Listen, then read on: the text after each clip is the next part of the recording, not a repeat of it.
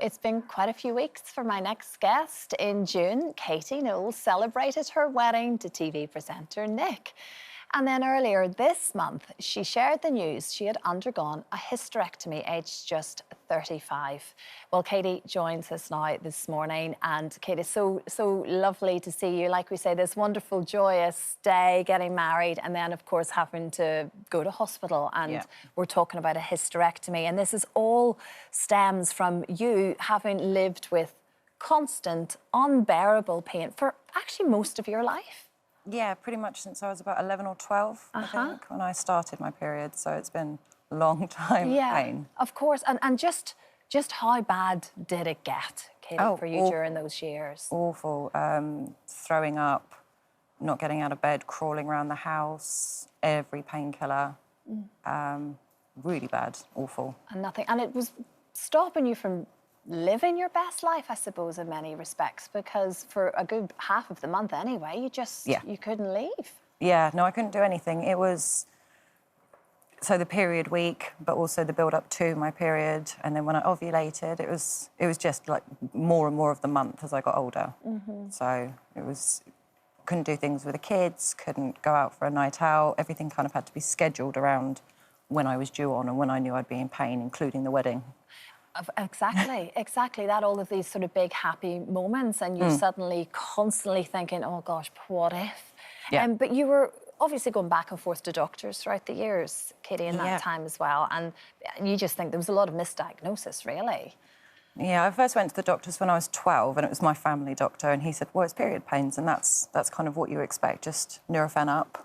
Maybe take a day off, go to bed, and that was it. And I kept going back, and they kept saying, no, this is normal, or they put you on a pill, or they put you on some kind of other contraceptive, anything other than giving you tests. And then when you have tests, it takes ages with the waiting lists. And so, yeah, it's been a long process. Yeah. Long process. But you did get to a point, and I'm sure you were expecting to have this hysterectomy conversation at some point with the doctors, but that day then did come, and they did tell you the only way you're going to have any form of relief is to have a hysterectomy. How did you prepare for that? I mean, you mentioned your children there, so you did have children. There'll be a lot of women haven't had children at your stage and having to have this conversation.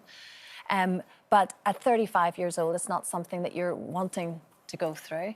No, not at all. I am really, really lucky and grateful that I have my babies, and I think that was a big thing with it, that I knew I didn't want more kids. So it was a more positive thing knowing, well, I've done that.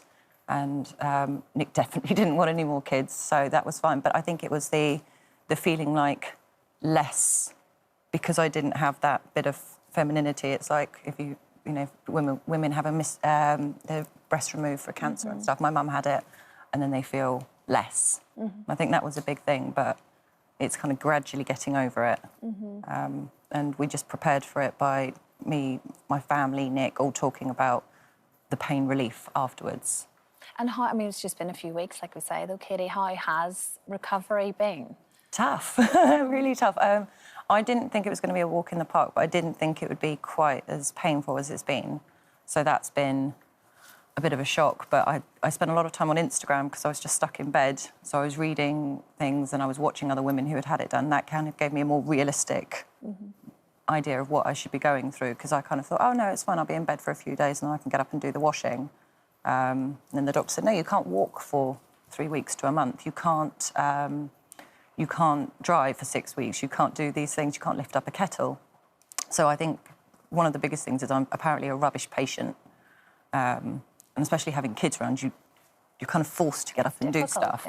But I've been very lucky having my mum and Nick and my family around and even my kids actually helping me. I know. Well, he has been a great support, hasn't he? And like we say, he had this beautiful wedding day, and then I know you've been going through all of this, but he's stepped up, hasn't he? Yes. No, he's been really good. I mean, he's normally on tea duty anyway. That's his, like, #1 thing he does in the house for me every single day. But he's been doing tea, he's been doing dinners, mopping, things he doesn't normally do. So it's been nice to have someone look after me and help me more. He's very good. Look at him standing over there. Look, he's just keeping an eye. He's just waiting to take a tea order at any point. I know what you're like now. I have to ask about the wedding though. Just how involved was he? Did he just like build a barn for your reception? Did he, you know, how involved was he in this? I didn't really let him get involved. Actually. And the thing is, I wanted a sounding board more than anything, but I'd ask him questions like, oh, do you like this? Or which one do you like? And he'd give his opinion, and I really wasn't interested. It was just more I wanted him to hear what I had to say and approve of it. So, we didn't have a lot of joint cooperation on that. It was more my wedding. And it was perfect. Yeah, because it was me doing it as opposed to Nick. You took control. There's nothing wrong with that. Completely. Absolutely nothing wrong with that, Katie. Seems to be this endless fascination in your relationship, doesn't it? Yes. And I don't know whether we talk about the age gap. What is it's 27 years? 7 years, I think. But there seems to be this just bizarre interest, doesn't it? Yeah, we've had it. So the first year and a bit of being together, no press, no one knew, and it was really lovely, and we just went about normal life, and he had his stuff, I had mine. I work at home, and so I don't have any of this. It's not my normal thing at all. But since it came out, there is a huge interest in every article. They can't just say Nick Knowles and Katie. They'll put Nick Knowles, his age, Katie, my age. But actually, we had to think about it the other day, about the age gap. I was like, I don't know how old, or what the big difference is. Like, we never think of it at home. And we get along really well. We know each other.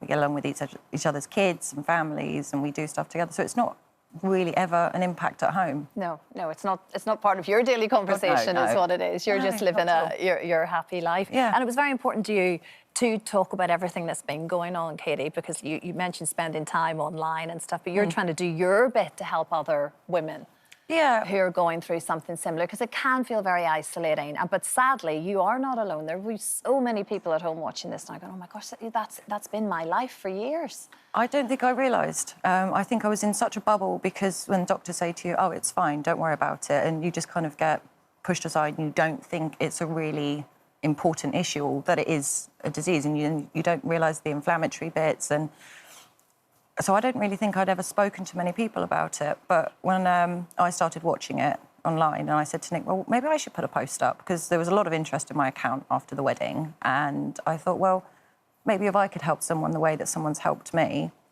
And it was amazing. We had thousands of women messaging me and him and commenting, no negative comments. But it was all the same. I've had this, or I'm having this, or I've been going through this. So there were so many, just more than I think I ever imagined there would be. Yeah, and luckily there's definitely a bit more of a conversation happening right now about that. And we talk about the gender pain gap. Vicky Pattison is on a crusade right now as well.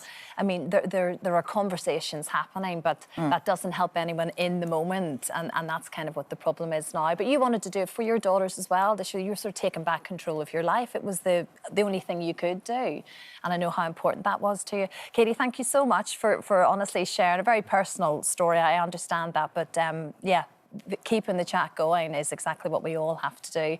And huge congratulations. Thank you. The big day was so beautiful. There he is, ready to make us both a cup of tea, won't you, Nick? Did you just say how you like it? Okay, thank you. You're the best. You're the best. Thank you so much. Thank you. It's lovely to see me. you. Hi there. Thanks for watching our YouTube channel, where we upload new videos every single day. You can click here if you're interested in this video, or head to the homepage for some more amazing content.